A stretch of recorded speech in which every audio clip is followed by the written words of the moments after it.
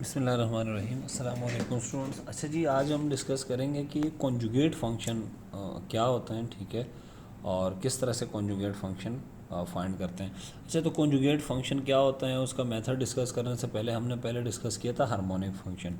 तो हमने ये बात डिस्कस की थी कि हर उस फंक्शन को हम हार्मोनिक फंक्शन कहेंगे जो लेप्लास इक्वेशन को सेटिस्फाई करता हो, ठीक है। तो वो फंक्शन क्या होगा, हार्मोनिक होगा, ठीक है। जैसे मैं एक वैसे ही अगर आपको कहूँ कि फ़र्ज़ करें हमारे पास एक फंक्शन है एफ़ ऑफ एक्स वाई, ठीक है। हमारे पास एक फ़ंक्शन है, कोई भी फंक्शन है, तो ये जो फंक्शन है इसको हम कहेंगे हार्मोनिक अगर ये लेप्लास इक्वेशन को सेटिस्फाई करता होगा, ठीक है। लेप्लास इक्वेशन को सेटिस्फाई करने का क्या मतलब है, ये लेप्लास इक्वेशन होती है कि एफ़ का 2 दफ़ा डेरिवेटिव लें एक्स के रिस्पेक्ट से और उसको प्लस कर दें एफ़ का 2 दफ़ा डेरिवेटिव लें वाई के रिस्पेक्ट से और इसका आंसर आना चाहिए ज़ीरो, ठीक है। ये इक्वेशन लेप्लास इक्वेशन कहलाती है। तो ये लेप्लास इक्वेशन को अगर इस फंक्शन ने सेटिस्फाई कर लिया तो फिर हम कहेंगे कि ये फंक्शन हार्मोनिक है। इस पर ऑलरेडी मैं लेक्चर दे चुका हूँ हार्मोनिक फंक्शन पे। तो फंक्शन जो भी आपको गिवन होगा आपने उसका 2 दफ़ा डेरिवेटिव एक्स के रिस्पेक्ट से लेना है, 2 दफ़ा वाई के लिहाज से ऐड करना है। अगर रिज़ल्ट ज़ीरो आ गया तो हम कहेंगे कि ये फंक्शन हार्मोनिक है। और ये जो इस तरह की इक्वेशन होती है ना, ये लेप्लास इक्वेशन होती है, ठीक है। तो लेप्लास इक्वेशन की क्या पहचान है, इस तरह से होगा, 2 दफ़ा डेरिवेटिव होगा। फ़र्ज़ करें यहाँ पर मेरे पास फंक्शन है फाई एक्स के लिहाज से, 2 दफ़ा होगा फिर वाई के लिहाज से और इज़ इक्वल टू ज़ीरो, ठीक है। तो अगर कोई फंक्शन, जैसे यहाँ पे हमारा फंक्शन f की जगह फाई यूज़ हुआ है, तो अगर कोई भी आपको फंक्शन दिया हो वो यहाँ पुट करें और रिज़ल्ट ज़ीरो आ जाए तो हम उस फंक्शन को हार्मोनिक कहेंगे। और ये जो इक्वेशन है, जो इस टाइप की इक्वेशन है, ये लेप्लास इक्वेशन कहलाती है। ये लेप्लास इक्वेशन है इन 2D 3D के अंदर जो लेप्लास इक्वेशन होगी वो यूँ होगी, एक्स के लिहाज से 2 दफ़ा डेरिवेटिव, वाई के लिहाज से 2 दफ़ा डेरिवेटिव और फिर z के लिहाज से 2 दफ़ा डेरिवेटिव, ठीक है। तो ये जो इक्वेशन होती है ये भी लेप्लास इक्वेशन है इन 3D। तो लेप्लास इक्वेशन को आप कैसे पहचानेंगे, 2 दफ़ा डेरिवेटिव होगा एक्स के रिस्पेक्ट से, फिर वाई के रिस्पेक्ट से अगर 2D में है, और फिर अगर 3D में है तो फिर z के रिस्पेक्ट से तीनों ऐड हो रहे होंगे और इज इक्वल टू के उस तरफ राइट हैंड साइड ज़ीरो होगी लेप्लास इक्वेशन की हमेशा। तो ये लेप्लास इक्वेशन होती है। तो ऐसा फंक्शन जो लेप्लास इक्वेशन को सेटिस्फाई करता है हम उसे हार्मोनिक फंक्शन कहते हैं। ये हम पहले पढ़ चुके थे, लेकिन चूंकि इसकी अभी मैं बार बार ये लफ्ज़ यूज़ हो रहा होगा तो मैं सोच रहा था कि हम इसको यहाँ पे एक दफ़ा फिर डिफ़ाइन करा दें, ठीक है। तो ये आपकी लेप्लास इक्वेशन हो गई है, ठीक है। अच्छा जी, अब एक छोटा सा थ्योरम है और ये बड़ा इंटरेस्टिंग थ्योरम है कि एफ़ ऑफ जेड आपको पता है एक कॉम्प्लेक्स फंक्शन है। तो अगर कॉम्प्लेक्स फंक्शन एनालिटिक है, बहुत इंपॉर्टेंट बात है, वेरी इंपॉर्टेंट, अगर कॉम्प्लेक्स फंक्शन एनालिटिक है तो u और v दोनों क्या होंगे, हार्मोनिक फंक्शन। ये बात 100% कन्फर्म है कि कोई भी एनालिटिक फंक्शन होगा तो उसके u और v जो होंगे वो एनालिटिक है। ये मैंने एक फंक्शन लिखा है, ठीक है। सपोज़, मुझे पता नहीं है ये एनालिटिक है या नहीं, लेकिन सपोज़ कर लेते हैं ये एनालिटिक है, दिस इज़ एनालिटिक, ये u है और ये v है। तो अगर ये एनालिटिक है तो क्या होगा, u भी लेप्लास इक्वेशन को सेटिस्फाई करेगा और v भी। तो फिर हम क्या कहेंगे कि u और v कौन से फंक्शन होंगे, हार्मोनिक फंक्शन, ठीक है। तो u का अगर मैं 2 दफ़ा डेरिवेटिव लूँगा x के रिस्पेक्ट से और u का 2 दफ़ा डेरिवेटिव लूँगा y के रिस्पेक्ट से और इनको ऐड करूँ तो रिज़ल्ट ज़ीरो आना चाहिए इस थ्योरम के अकॉर्डिंग, ठीक है। और इसी तरह v का 2 दफ़ा डेरिवेटिव लेंगे हम x के रिस्पेक्ट से और 2 दफ़ा डेरिवेटिव हम लेंगे y के रिस्पेक्ट से, ऐड करेंगे, रिज़ल्ट ज़ीरो आना चाहिए क्योंकि ये लेप्लास इक्वेशन है, ठीक है। और अगर कोई फंक्शन, याद रखें, अगर f ऑफ z, ये f ऑफ z आपको दिया हुआ है u प्लस आयोटा v, और ये बात कंफर्म हो गई कि ये फंक्शन क्या है, एनालिटिक है। तो अगर ये एनालिटिक है तो ये जो u और v हैं ये 100% क्या होंगे जी, ये इस बात की गारंटी है कि ये क्या होंगे, हार्मोनिक फंक्शन, ठीक है। अच्छा जी, अब इधर एक और बात जहन नशीन कर लें कि अगर कोई फंक्शन एनालिटिक है, फ़र्ज़ करें एफ ऑफ जेड आपको दिया हुआ है और ये एनालिटिक है, ठीक है, ये एनालिटिक है, ये फंक्शन एनालिटिक है, तो u और v हार्मोनिक होंगे, ये बात इस थ्योरम से पता है। और u और v को हम यहाँ स्पेशल नाम देंगे कॉन्जुगेट। हार्मोनिक तो हैं लेकिन स्पेशल किस्म का नाम हमने इसको दे दिया, क्या लगा के, कॉन्जुगेट लगा के। तो इसको फिर हम कहेंगे कॉन्जुगेट हार्मोनिक फंक्शन, ठीक है। तो हर फंक्शन कॉन्जुगेट हार्मोनिक फंक्शन नहीं होगा, सिर्फ अगर फंक्शन एनालिटिक है तो उसके जो u और v हैं वो हार्मोनिक हैं। ये हमें ये थ्योरम बताता है कि वो हार्मोनिक होंगे, और फिर हम उसे सिर्फ हार्मोनिक नहीं कहेंगे, क्या कहेंगे, कॉन्जुगेट हार्मोनिक फंक्शन कहेंगे। तो ये तो बात हो गई कॉन्जुगेट फंक्शन की, ठीक है। तो पूरा नाम इसका है कॉन्जुगेट हार्मोनिक फंक्शन, ठीक है। तो अगर कोई फंक्शन एनालिटिक है तो फिर क्या होगा, u और v जो हैं, जो उसके रियल और इमेजिनरी पार्ट हैं, वो हार्मोनिक होंगे। ये बात इस थ्योरम से, मैं इस थ्योरम का प्रूफ नहीं कर रहा कि ये दोनों फंक्शन फिर हार्मोनिक होंगे। और कॉम्प्लेक्स एनालिसिस में फिर u और v को हम सिर्फ हार्मोनिक नहीं कहेंगे बल्कि कॉन्जुगेट हार्मोनिक कहेंगे, ठीक है। ये तो हो गई जी छोटी सी थ्योरी। अब हम दो केसेस यहाँ डिस्कस करेंगे कि हम किस तरह से ये हार्मोनिक फंक्शन मालूम करेंगे। अच्छा, क्वेश्चन कैसे होता है, दो केस मैंने बनाए हुए हैं।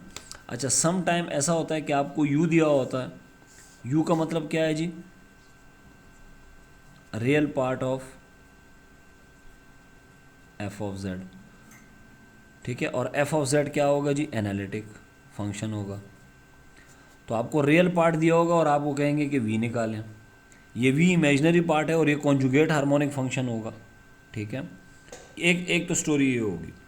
दूसरी स्टोरी ये हो सकती है कि v दिया हुआ हो, यानी इमेजिनरी पार्ट दिया हुआ हो, और आपसे कह लें कि u निकालें, ठीक है।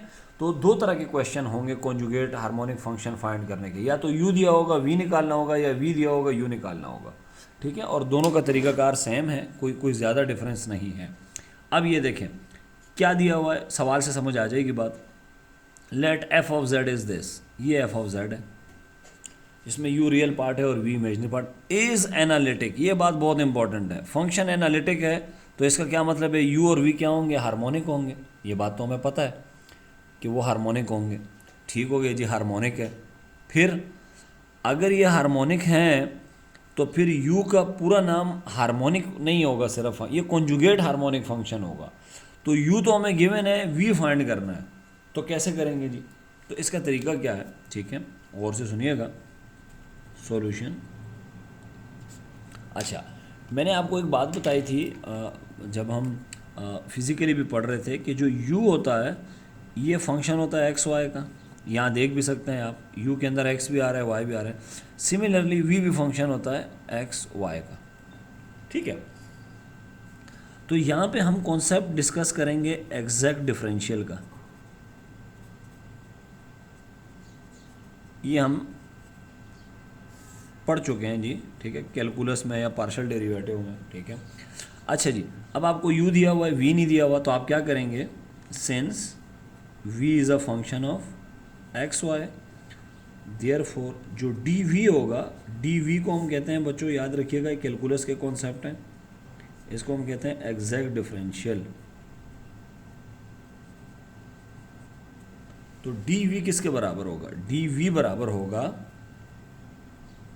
Partial v by partial x, यानी v का डेरिवेटिव x के रिस्पेक्ट से, साथ में आएगा dx, फिर प्लस v का डेरिवेटिव y के रिस्पेक्ट से, फिर साथ में dy, ठीक है। तो ये एग्जैक्ट डिफरेंशियल है।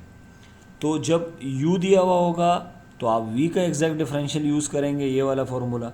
और जैसे इस केस में देखें v दिया हुआ है आपको, तो क्या मालूम करना है आपको, u मालूम करना है, ठीक है ना। अच्छा, ये सवाल ज़रा कदर ज़्यादा इंटरेस्टिंग है। लिखा हुआ है फाइंड द एनालिटिक फंक्शन, ये फंक्शन मालूम करना है। अब आप ये देखें कि इस फंक्शन में v दिया हुआ है, यानी v दिया हुआ है, तो क्या मालूम करना है, u मालूम करना है। फिर v भी यहाँ पुट कर लेंगे, u भी पुट कर लेंगे, फंक्शन आ जाएगा। लेकिन अल्टीमेटली हमें मालूम क्या करना है, u मालूम करना है और v दिया हुआ है। तो u किसका फंक्शन होता है, बेसिकली x और y का। तो फिर हम क्या करेंगे, सेंस देयरफॉर डी यू किसके बराबर होगा, डी यू बराबर होगा partial u by partial x, पहले यू का डेरिवेटिव एक्स के रिस्पेक्ट से, फिर डी एक्स साथ में, फिर partial u by partial y और ये डी वाई। जैसे हमने यहाँ किया था वैसे ही हमने यहाँ कर लिया। अब हम क्या करेंगे, ये जो डी वी है ये एज इट इज़, और हमने एक स्टोरी करनी है यहाँ पे जो आपने समझनी है। वी तो मेरे पास है ही नहीं, वी तो मुझे क्या करना है, देखें वी तो मुझे मालूम करना है, फाइंड वी, वी तो है नहीं हमारे पास।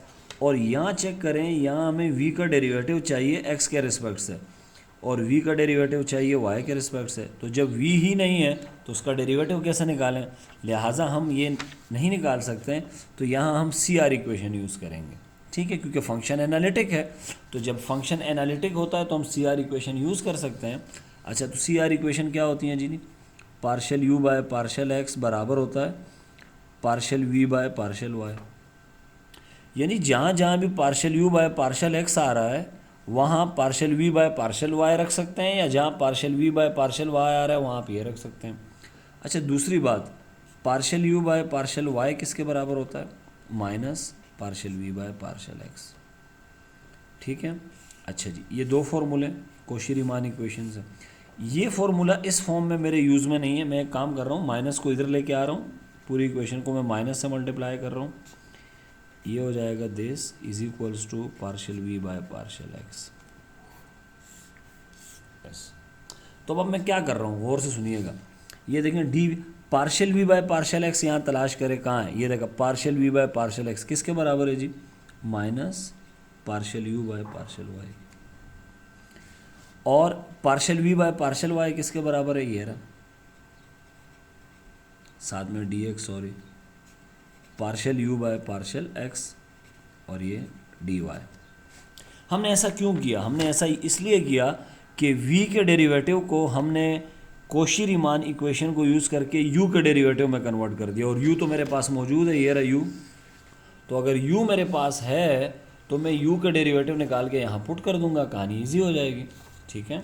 तो ये इक्वेशन बन गई, ये हो जाएगा d v is equals to minus, अब partial u by partial y direct निकालें, 3x का डेरिवेटिव 0 माइनस 2x, ये बन जाएगा माइनस 2x, साथ में dx plus partial u by partial x, ये u का डेरिवेटिव लेंगे हम x के रिस्पेक्ट से, तो क्या आएगा जी, ये हो जाएगा 3 माइनस 2y dy, ठीक है। चूँकि अब ये डेरिवेटिव मैं निकाल सकता हूँ, ठीक है, क्योंकि u मेरे पास है तो u के मैंने डेरिवेटिव निकाल के यहाँ पुट कर दिए, ये हो गया डी, इसको ले जाएं अंदर, माइनस माइनस प्लस, ये हो जाएगा 2x dx plus 3 minus 2y dy, ठीक हो गया जी, ये हो गया। अब हम एक काम करेंगे, इसको हम करेंगे इंटीग्रेट, इंटीग्रेट करेंगे तो आपको v मिल जाएगा। इस फॉर्मूले को मैं दोबारा लिखने जा रहा हूँ, डी वी का इंटीग्रल आप सबको पता है v ही होता है, plus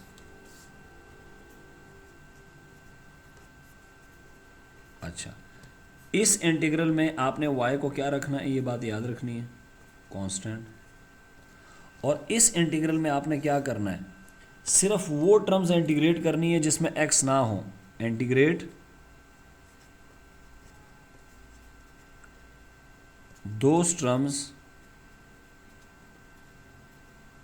which are free from x, जिसमें x नहीं है, ठीक है। तो इसमें तो दोनों में x नहीं है तो दोनों को इंटीग्रेट करेंगे, dv का इंटीग्रल होगा v, 2x का इंटीग्रल होगा 2x स्क्वायर अपॉन 2। इसमें अगर फ़र्ज़ करें यहाँ होता 3x तो मैं इस 3x को इंटीग्रेट नहीं करता, इसको मैं सिरे से लिखता ही नहीं, ठीक है, ये बात याद रखिएगा। तो 3 का इंटीग्रल होगा चूँकि y के लिहाज से 3y, और ये minus 2y square upon 2 plus c, 2 से कैंसिल, ये 2 भी 2 से कैंसिल, ये आपका v आ गया।